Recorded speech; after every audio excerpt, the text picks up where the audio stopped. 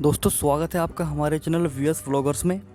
और आज हम पहुंचे हैं हरियाणा राज्य के यमुनानगर ज़िले में। और आप अपनी स्क्रीन पर जो स्ट्रक्चर देख रहे हो, इस स्ट्रक्चर का, इस इमारत का नाम है चनेटी बुद्धिस्ट स्तूप। ये लगभग 2300 साल पुराना है। और इसके पीछे का क्या इतिहास है, क्या किससे जुड़े हुए हैं इसके पीछे के, वो मैं आपको इस वीडियो में बताऊँगा। दोस्तों यह एक बुद्धिस्ट स्तूप है। ऐसे स्तूपों के बारे में आपने स्कूल की किताबों में पढ़ा होगा या और भी कई जगह पर देखा होगा। उन्हीं स्तूपों में से ये एक स्तूप है जिसे चनेटी बुद्धिस्ट स्तूप से जाना जाता है।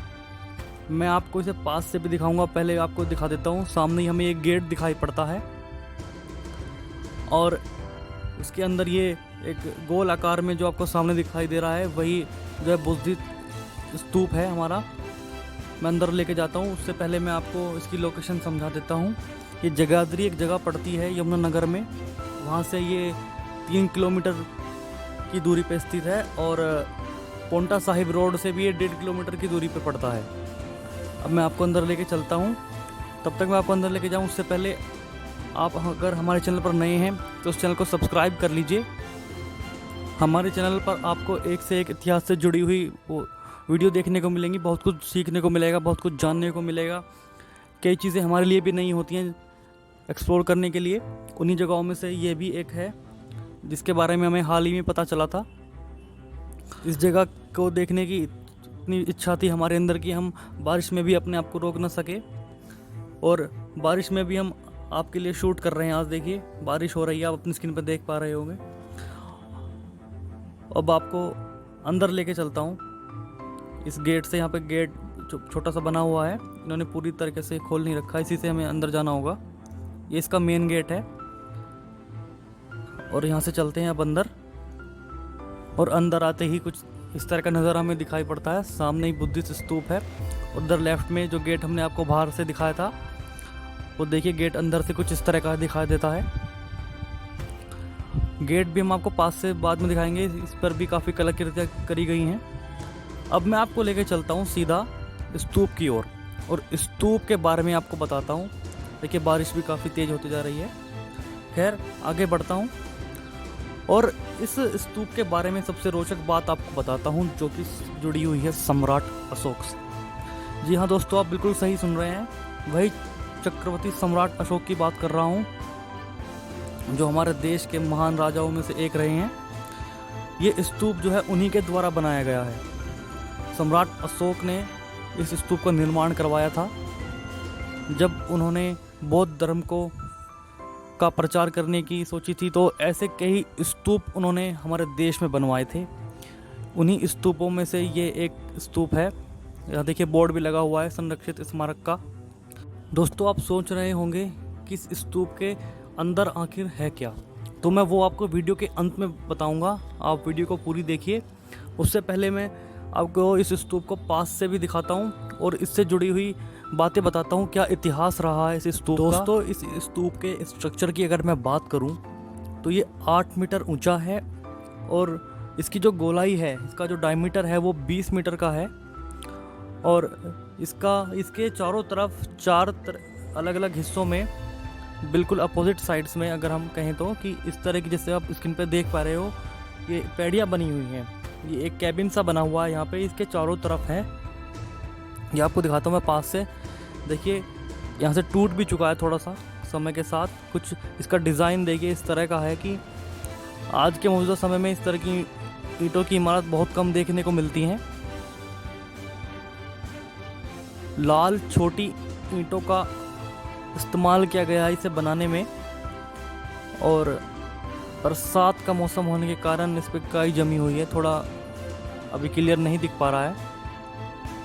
दोस्तों आज के समय में भी लगभग 2300 साल पुराना ये स्तूप है और इतनी अच्छी कंडीशन में है आज भी, तो उस समय कितना ये शानदार दिखता होगा।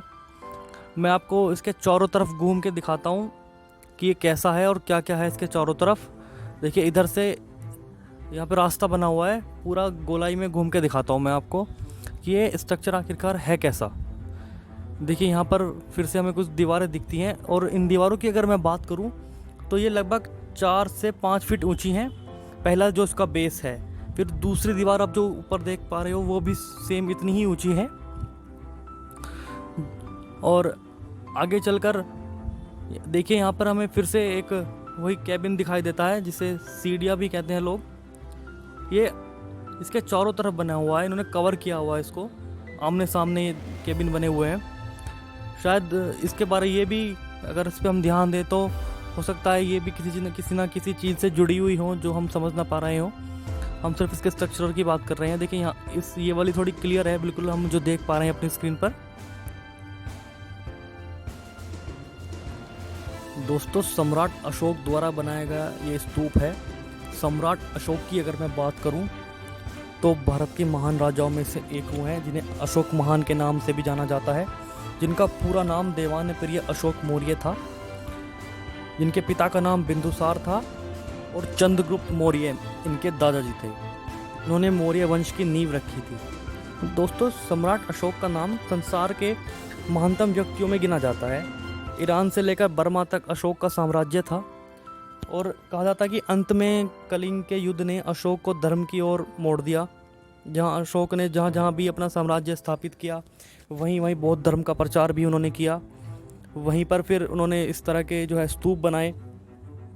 उन्होंने बौद्ध धर्म से जुड़े कई स्तंभ भी बनवाए थे और उनके हजारों स्तंभों को तो मध्यकाल के मुसलमानों ने ध्वस्त भी कर दिया है, जो कि ज़्यादा नहीं देखने को मिलते आज के टाइम में।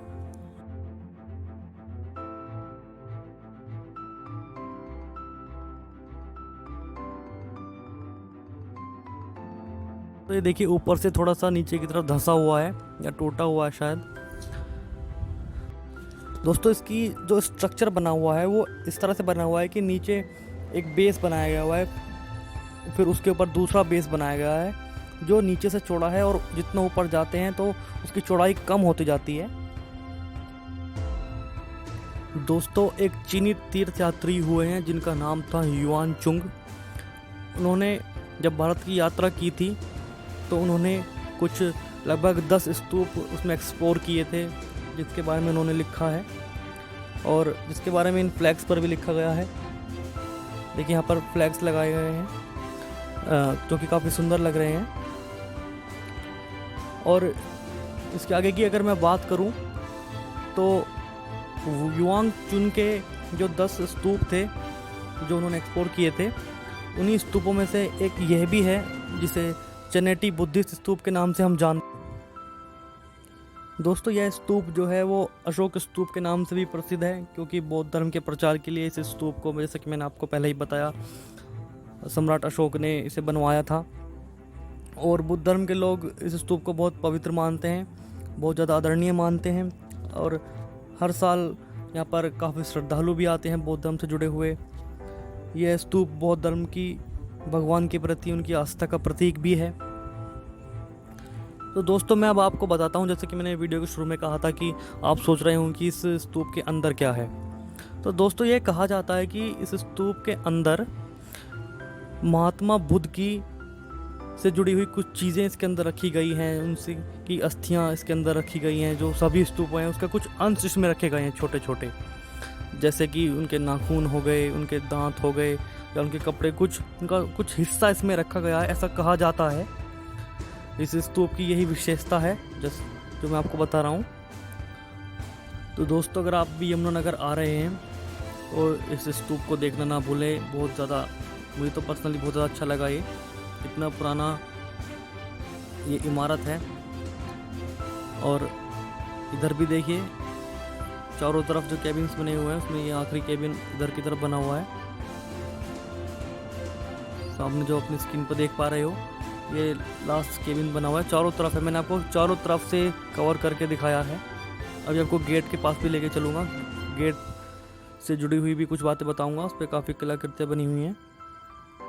दोस्तों, इसके अंदर जाने का कोई रास्ता नहीं है फिलहाल। इसे इस तरह से बनाया गया है कि ये ऊपर से बंद है, वैसे तो इसके अंदर जाने का कोई रास्ता नहीं है। और पूरा घूमकर हम इसके स्टार्टिंग पॉइंट पर आ गए हैं वापस, जहाँ से हमने शुरुआत की थी। सामने ही वो हमें स्तूप का जो है गेट है वो भी दिखाई दे रहा है। अब आपको गेट के पास लेके चलता हूँ और दिखाता हूँ कि उस पे उस समय भी किस तरीके से, कितनी सुंदरता से और कितनी बारीकियों से नक्काशी की जाती थी,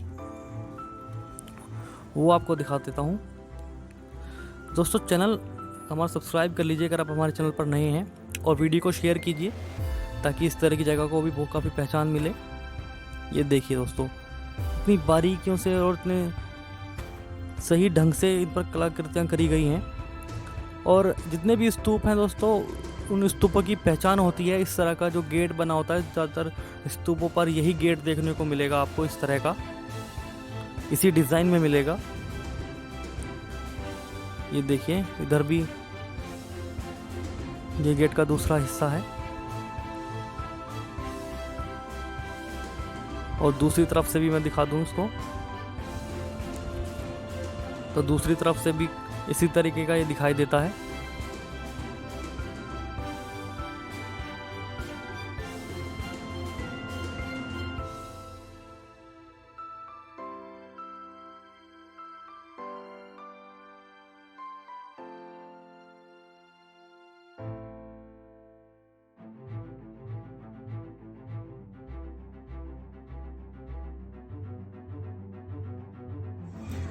तो दोस्तों इस वीडियो में हमने आपको चनेटी बुद्धिस्ट स्तूप दिखाया।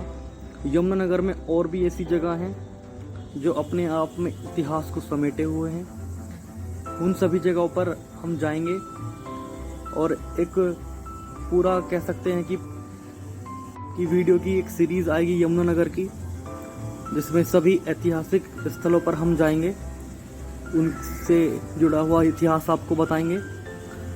तो चैनल को अगर आपने सब्सक्राइब अभी तक नहीं किया तो सब्सक्राइब कर लीजिए, क्योंकि देखिए हम बारिश में भी आपके लिए आज हमने शूट किया, और तो एक सब्सक्राइब तो बनता है, और लाइक भी करिए, शेयर कीजिए। तब तक के लिए गुड बाय, और मिलते हैं अगली वीडियो में।